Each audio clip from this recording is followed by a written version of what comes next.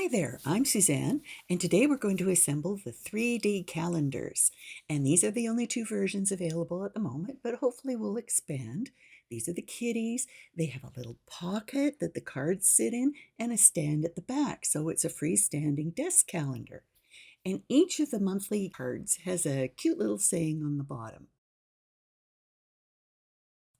So let's get started making these. We're going to start in Silhouette Studio and we're going to do the print and cut portion first.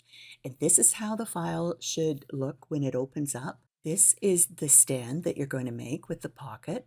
And of course, this is the print and cut. I've made groups of the print and cut pieces so that they fit within the printable area. Make sure you have your registration marks on and that your page is set to 8.5 by 11. So this is the first one and it's all set up, ready to go. So just make sure before you go to print that all the elements fall within the printable area, and that includes within those red lines that are the cutting lines. So go ahead and click print and you'll see what you're going to print, and you'll see the registration lines, but you won't see the red lines that are the cut lines for Silhouette. And go ahead and choose your printer and send it off. You should go ahead and cut those right away. So put your printed sheet on your mat and put it into the Silhouette machine. And then click send. And you will see the red lines highlight up bright as anything where the panels are going to be cut. Now you can see that really thin red line. Don't go past that. If any of your design goes past that, it's not going to cut. So you better reprint that. Make sure you've chosen the right setting. I've done mine on plain cardstock, and I'm just using that default setting for that, and it works just fine.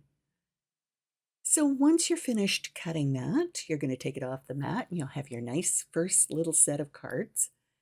And then you're going to come back to Silhouette Studio and you're going to slide the next set of print and cut panels in. And again, just check that they fit within that red line and away from the hatched area. You can go ahead and print and cut those just like you did the first set. Once those are done, you can take them off the mat and move the next set in. Now just watch up at the top there, that little pencil can get off the mat. And it'll look fine when you go to print, but then when you go to cut it, it won't work. So yeah, just keep moving these across and printing and cutting them. And pretty soon, before you know it, you'll have a whole set.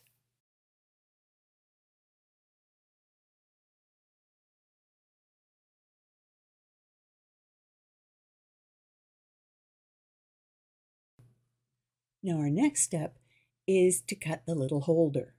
So what I'm going to do is take off the registration lines and move these pieces onto the mat. Now you can get them on an 8.5 by 11, but you know what? You might want to change this over to a 12 by 12 and just to give yourself a little bit of breathing room. And go ahead and cut those. I like to use 80-pound cardstock for the holder and 65-pound cardstock for the print and cut panels. Now I've cut this holder out of pink so that hopefully you can see the score lines better. And here we have the pieces. We're going to need a bone folder and some adhesive. And you can use whatever kind of adhesive you love best. So just start folding up the pocket and make sure you get all the score lines.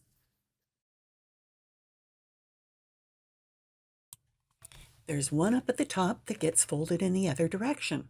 Now this piece has the fold-out support for the back panel, and we're going to fold it along that perforated score line, just like that. And then we're going to fold this piece down, and that just goes together like that. And that's how it stands up.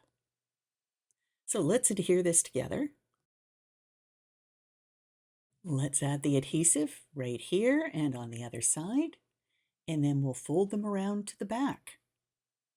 Just make sure the little tabs line up with the bottom fold like a box.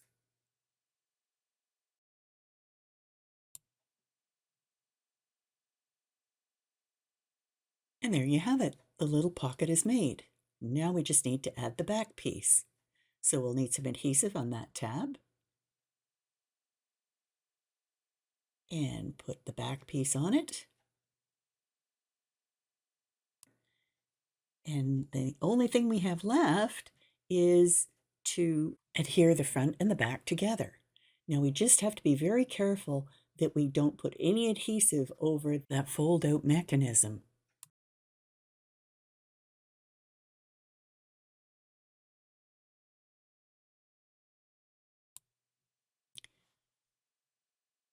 Smooth it down, burnish the front and back together, and there you have it.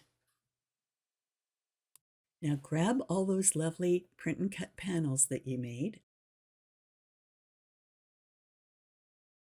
Oh, look, the little kitty tail sticking out. And just slide them straight into the holder. And there you go. How cute is that? What a great gift. I'm going to use one for my own desk. Can you guess which one? So thanks for watching. I hope you've enjoyed this project. There'll be a link to the designs down in the description.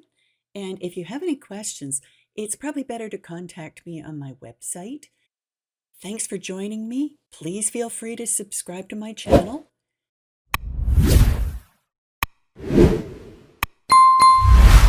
And we'll see you for the next project. Bye for now.